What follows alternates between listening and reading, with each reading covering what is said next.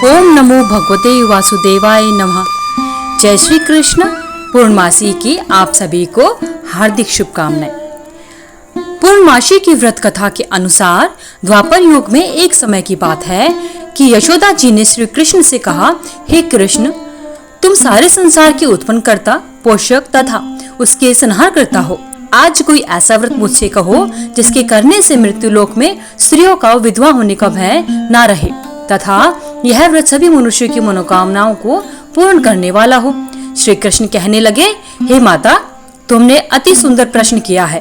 मैं तुमसे ऐसे ही व्रत को सविस्तार कहता हूँ। सौभाग्य की प्राप्ति के लिए स्त्रियों को 32 पूर्णिमाओं का व्रत करना चाहिए। इस व्रत के करने से स्त्रियों को सौभाग्य संपत्ति मिलती है। यह व्रत अचल सौभाग्य देने वाला एवं भगवान शिव के प्रति मनुष्य मात्र की भक्ति को बढ़ाने वाला है। यशोदा जी कहने लगी, हे कृष्ण, सर्वप्रथम इस व्रत को मृत्यु लोक में किसने किया था, इसके विषय में विस्तार पूर्वक मुझसे कहो। श्री कृष्ण जी कहने लगे, इस भूमंडल पर एक अत्यंत प्रसिद्ध राजा चंद्रहास से पालित अनेक प्रकार के रत्नों से परिपूर्ण एक नगरी थी जिसका नाम कातिका था। वहाँ पर धनेश्वर नाम का एक ब्राह्मण रहा करता था और उसकी अति सुंदर स्त्री थी। दोनों ही उस नगरी में बड़े प्रेम के साथ रहा करते थे। घर में धन धान्य की कमी नहीं थी। उनको एक बहुत बड़ा दुख था कि उनकी कोई संतान नहीं थी। इस वजह से वह अत्यंत दुखी रहते थे। एक समय एक बड़ा तपस्वी योगी उस नगरी में आया। वह योगी उस ब्राह्मण के घर को छोड़कर अन्य सभी घरों से भिक्षा लाकर भोजन किया करता था। रूपवती से वह भिक्षा नहीं लिया करता था। उस योगी ने एक दिन रूपवती से भिक्षा ना लेकर किसी अन्य घर से भिक्षा लेकर गंगा किनारे जाकर भिक्षान्न को प्रेम पूर्वक खा रहा था कि धनेश्वर ने योगी का यह सब कार्य किसी प्रकार से देख लिया। अपनी भिक्षा के अनादर से दुखी होकर धनेश्वर योगी से बोला, महात्मन, आप सब घरों से भिक्षा लेते हैं परंतु मेरे घर की भिक्षा कभी नहीं लेते, इसका क्या कारण है? योगी ने कहा कि निसंतान के घर की भीख पतितों के अन्न के तुल्य होती है और जो पतितों का अन्न खाता है वह भी पतित हो जाता है। क्योंकि तुम निसंतान हो, अतः पतित हो जाने के भय से मैं तुम्हारे घर की भिक्षा नहीं लेता। धनेश्वर यह बात सुनकर अपने मन में बहुत दुखी हुआ और हाथ जोड़कर योगी के पैरों पर गिर पड़ा तथा कहने लगा, हे महाराज, यदि ऐसा है तो आप मुझको पुत्र प्राप्ति का कोई उपाय बताइए। आप तो सर्वज्ञ हैं, मुझ पर अवश्य ही यह कृपा कीजिए। धन की मेरे घर में कोई भी कमी नहीं है, लेकिन मैं पुत्र ना होने के कारण अत्यंत दुखी हूँ। आप मेरे इस दुख का कोई समाधान बताइए। आप सामर्थ्यवान हैं। यह सुनकर योगी कहने लगे, हे ब्राह्मण, तुम माता चंडी की आराधना करो। घर आकर उसने अपने स्त्री से सारी बातें कही और स्वयं तप के लिए वन में चला गया। वन में जाकर उसने माता चंडी की उपासना की और उपवास किया। माता चंडी ने 16वें दिन उसको स्वप्न में दर्शन दिया और कहा, हे धनेश्वर, जा तेरे पुत्र होगा, परंतु वह 16 वर्ष की आयु में ही मृत्यु को प्राप्त हो जाएगा।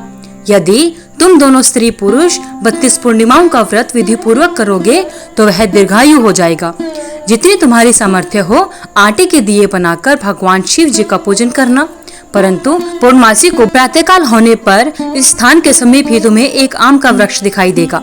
उस पर चढ़कर एक फल तोड़कर शीघ्र अपने घर चले जाना और अपनी स्त्री से सब वृतांत कहना। ऋतु स्नान के पश्चात वह स्वच्छ होकर श्री शंकर जी का ध्यान करके उस फल को खा लेगी। तब शंकर भगवान की कृपा से उसको पुत्र की प्राप्ति होगी। जब वह ब्राह्मण सुबह उठा तो उसने उस स्थान के पास ही एक आम का वृक्ष देखा जिस पर एक अत्यंत सुंदर आम का फल लगा हुआ था। उस ब्राह्मण ने उस आम के वृक्ष पर चढ़कर उस फल को तोड़ने का प्रयत्न किया, परंतु वृक्ष पर कई बार प्रयत्न करने पर भी वह नहीं चढ़ पाया।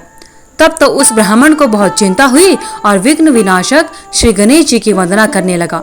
हे दयानिधे, अपने भक्तों के विघ्नों का नाश करके उनके मंगल कार्य को करने वाले, दुष्टों का नाश करने वाले, रिद्धि सिद्धि को देने वाले, आप मुझ पर कृपा करके इतना बल दें कि मैं अपनी मनोरथ को पूर्ण कर सकूं। इस प्रकार गणेश जी की प्रार्थना करने पर उनकी कृपा से धनेश्वर वृक्ष पर चढ़ गया और उसने एक अति सुंदर आम का फल देखा।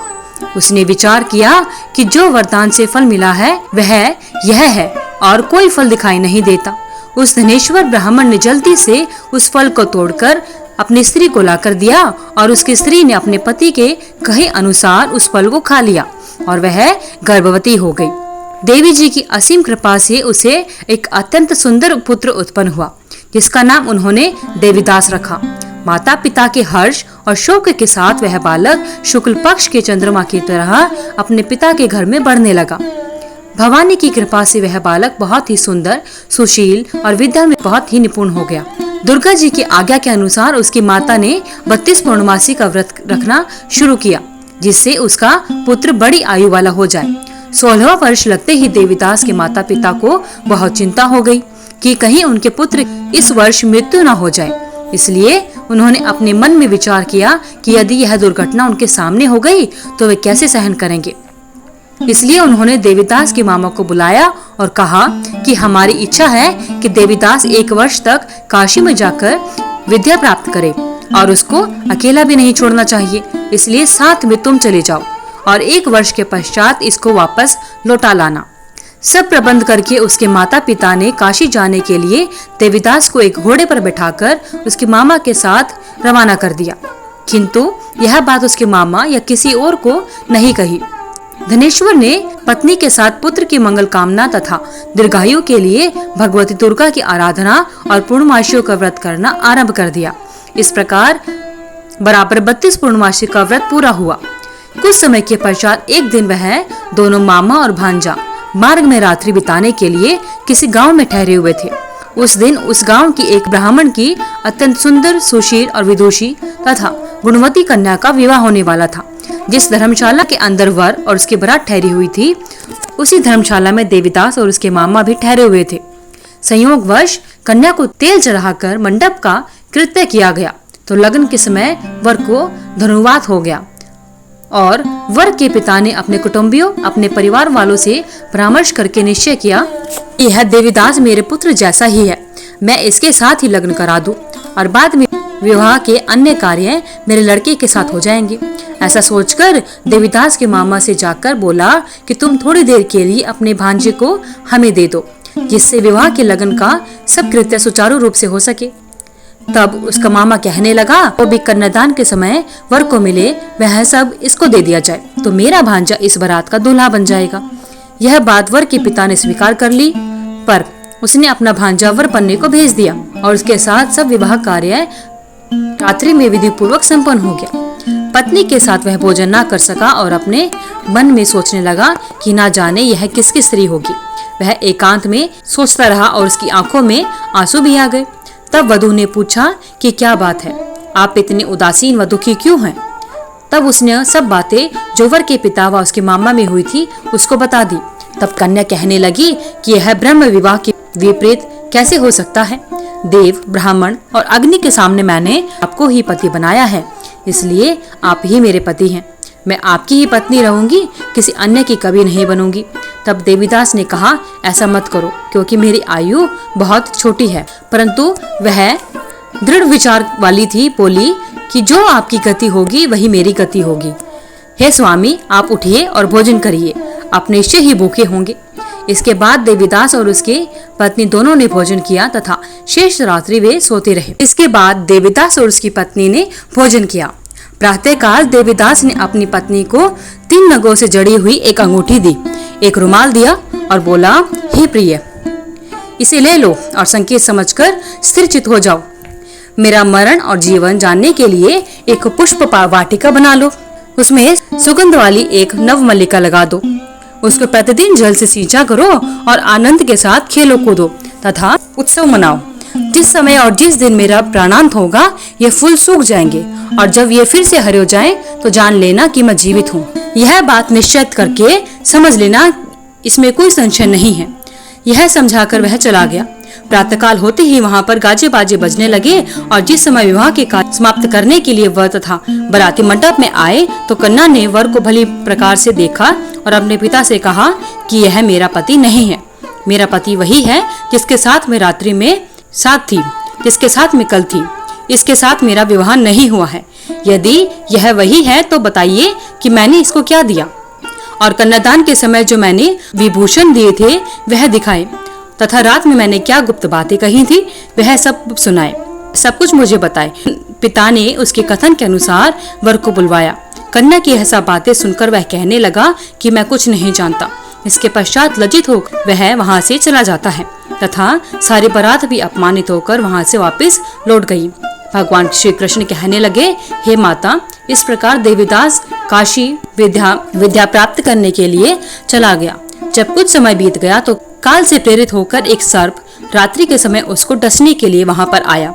उस विषधर के प्रभाव से उसके शयन का स्थान चारों ओर से विष की ज्वाला से विषैला हो गया, परंतु व्रतराज के प्रभाव से उसको काटने ना पाया, क्योंकि उसकी माता ने पहले ही 32 पूर्णिमा का व्रत कर रखा था। इसके बाद मध्याह्न के समय स्वयंकाल वहां पर आए और उसके शरीर से उसके प्राणों को निकालने का प्रयत्न करने लगे, जिससे वह मूर्छित होकर पृथ्वी पर गिर पड़ा। भगवान की कृपा से उसी समय माता पार्वती जी के साथ शिव शंभु वहां पर आ गए। उसको मूर्छित दशा में देखकर पार्वती जी ने भगवान शंकर से प्रार्थना की कि हे महाराज, इस बालक की माता ने पहले ही 32 पूर्णिमा का व्रत किया था, जिसके प्रभाव से हे भगवान आप इसको प्राणदान दे। भवानी के कहने पर भक्त वत्सल भगवान शिव जी ने उसको प्राणदान दे दिया। इस व्रत के प्रभाव से काल को भी पीछे हटना पड़ा और देवीदास स्वस्थ होकर बैठ गया। उधर उसकी स्त्री उसके काल की प्रतीक्षा किया करती थी। जब उसने देखा कि वह पुष्प वाटिका में फूल को कुछ भी नहीं हो रहा तो उसको अत्यंत आश्चर्य हुआ, और जब वह वैसे ही हरी भरी हो गई तो वह जान गई कि वह जीवित हो गई है। वह बहुत प्रसन्न हुई और अपने पिता से कहने लगी कि पिताजी, मेरे पति जीवित हैं, आप उनको ढूंढिए। जब 16वां वर्ष व्यतीत हो गया तो देवीदास भी अपने मामा के साथ काशी चल दिया। इधर उसके ससुर उसको ढूंढने के लिए अपने घर से जाने ही वाले थे कि वह दोनों मामा और भांजा वहां पर आ गए। उसको आया देखकर उसका ससुर बड़ी प्रसन्नता के साथ अपने घर पे उनको लेकर गया। उस समय नगर के निवासी भी वहां पर इकट्ठे हो गए और सबने निश्चय किया कि अवश्य ही इसी बालक के साथ इस कन्या का विवाह हुआ था। उस बालक को जब कन्या ने देखा तो पहचान लिया और कहा कि यह तो वही है जो संकेत करके गया था। उसके बाद सभी कहने लगे कि भला हुआ, यह आ गया, और सब नगरवासियों ने आनंद मनाया। कुछ दिन बाद देवीदास अपनी पत्नी और मामा के साथ अपने ससुराल रुका और उसके बाद अपने घर के लिए निकल पड़ा। जब वह गांव के निकट आ गया तो कई लोगों ने उसको देखकर उसके माता पिता को पहले ही जाकर खबर दे दी कि तुम्हारा पुत्र देवीदास अपनी पत्नी और मामा के साथ आ रहा है। ऐसा समाचार सुनकर पहले तो उनके माता पिता को विश्वास नहीं हुआ, लेकिन लोगों ने भी आकर उनकी बातों का समर्थन किया तो उनको बड़ा आश्चर्य हुआ। लेकिन थोड़ी देर में देवीदास ने आकर अपने माता पिता के चरणों में अपना सिर रखकर प्रणाम किया और उसकी पत्नी ने अपने सास ससुर के चरणों को स्पर्श किया तो माता पिता ने पुत्र और पुत्र वधू को अपने हृदय से लगा लिया और दोनों की आंखों में आंसू आ गए। अपने पुत्र और पुत्र वधू के आने की खुशी में धनेश्वर ने बड़ा भारी उत्सव किया और ब्राह्मणों को भी बहुत सी दान दक्षिणा देकर प्रसन्न किया। श्री कृष्ण जी कहने लगे कि इस प्रकार धनेश्वर 32 पूर्णिमाओं के व्रत के प्रभाव से पुत्रवान हो गया। जो भी स्त्रियां इस व्रत को करती हैं वे जन्म जन्मांतर में वैधव्य का दुख नहीं भोगती और सदैव सौभाग्यवती रहती हैं। यह मेरा वचन है, इसमें कोई संदेह नहीं मानना। यह व्रत पुत्र पौत्र देने वाला तथा संपूर्ण मनोकामनाओं को पूरा करने वाला है। 32 पूर्णिमाओं के व्रत करने से व्रती की सभी इच्छाएं भगवान शिव की कृपा से पूर्ण हो जाती हैं। बोलिए हर हर महादेव। हे भगवान शिव शंभु, हे भगवान श्री कृष्ण, जिस प्रकार आपने धनेश्वर और उसके परिवार पर अपनी कृपा बनाई, उसी प्रकार 32 पूर्णिमाओं का व्रत करने वाले एवं पूर्णिमा व्रत करने वाले सभी पर अपनी कृपा। हिंदू धर्म में व्रत और पर्वों की तिथि उदयकालीन तिथि के अनुसार मानी जाती है, यानी जिस दिन सुबह सूर्योदय के समय पूर्णिमा तिथि रहेगी वही दिन पर्व माना जाता है। इस आधार पर वैशाख पूर्णिमा व्रत 12 मई को रखा जाएगा। चंद्रमा का उदय 12 मई को शाम 5:58 पर होगा। इसी समय चंद्रमा को अर्घ्य देने की परंपरा है। आइए अब जानते हैं वैशाख पूर्णिमा पर किस प्रकार पूजन करना चाहिए। इस दिन व्रत या पूजा करना चाहते हैं तो कुछ आसान विधियां अवश्य अपनानी चाहिए। सुबह जल्दी उठें और गंगा जल मिली जल से स्नान करें। स्नान के बाद सूर्यदेव को जल अर्पित करें और आदित्य मंत्रों का जाप करें। भगवान विष्णु और माता लक्ष्मी के सामने घी का दीपक जलाएं। फल, फूल, खीर, पंचामृत अर्पित करें। दिन में जरूरतमंदों को अन्न, वस्त्र या दक्षिणा देकर दान करना चाहिए। किसी ब्राह्मण को भोजन कराएं या गरीब व्यक्ति की मदद करें। इस दिन तामसिक भोजन जैसे मांस, लहसुन, प्याज का पूरी तरह से त्याग कर देना चाहिए। दिन भर धर्म, कर्म और भजन कीर्तन ध्यान में मन लगाए रखना चाहिए। वैशाख पूर्णिमा के दिन कुछ उपाय भी अवश्य करने चाहिए। इससे आपके जीवन में सुख, समृद्धि एवं शांति का वास होता है। आप इस दिन बरगद के पेड़ का पूजन करें। इससे पिता और पुत्र को दीर्घायु होने का वरदान मिलता है। ऐसी मान्यता है कि पूर्णिमा के दिन पितरों के लिए की गई पूजा से पितृ संतुष्ट होते हैं और भगवान विष्णु के आप से भी बरसती है। इस दिन पीपल पर जल के साथ दूध और चीनी मिलाकर चढ़ाते हैं और परिक्रमा करते हैं, तो फिर आपको पितृदोष से मुक्ति मिल सकती है।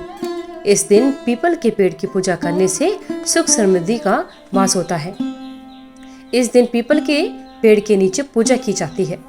इस वर्ष वैशाख माह की पूर्णिमा तिथि को बुद्ध पूर्णिमा के रूप में भी मनाया जा रहा है, जो 12 मई 2025 को है। पंचांग के अनुसार यह तिथि 11 मई की रात 8:01 से शुरू होगी और 12 मई की शाम 10:25 तक रहेगी। धार्मिक दृष्टि से यह दिन अत्यंत शुभ माना जाता है और इस दिन किए गए सरल उपाय भी विशेष फल प्रदान करते हैं। चाहता है कि वैशाख पूर्णिमा पर दीपक जलाने के इस विशेष दिन पर 4 स्थानों पर दीपक जलाना लाभकारी सिद्ध हो सकता है।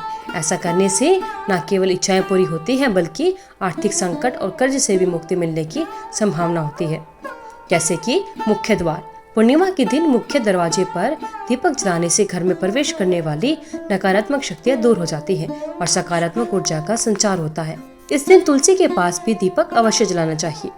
तुलसी का पूजन करके उसके समीप घी का दीपक जलाकर प्रज्वलित करें। ऐसा करने से माता लक्ष्मी की कृपा प्राप्त होती है और आर्थिक स्थिति सुधर जाती है। और घर के मंदिर में भी अवश्य दीपक जलाना चाहिए। इस दिन घर के मंदिर में दीपक जलाना ना भूलें। यह शुभ कर्म जीवन में समृद्धि और धन वृद्धि का मार्ग खोलता है। रसोई घर में भी इस दिन दीपक जलाना चाहिए। रसोई को देवी अन्नपूर्णा का स्थान माना जाता है। वैशाख पूर्णिमा पर वहां दीपक जलाने से भोजन से जुड़ी कोई भी कमी नहीं रहती और घर में हमेशा अन्न का भंडार भरा रहता है।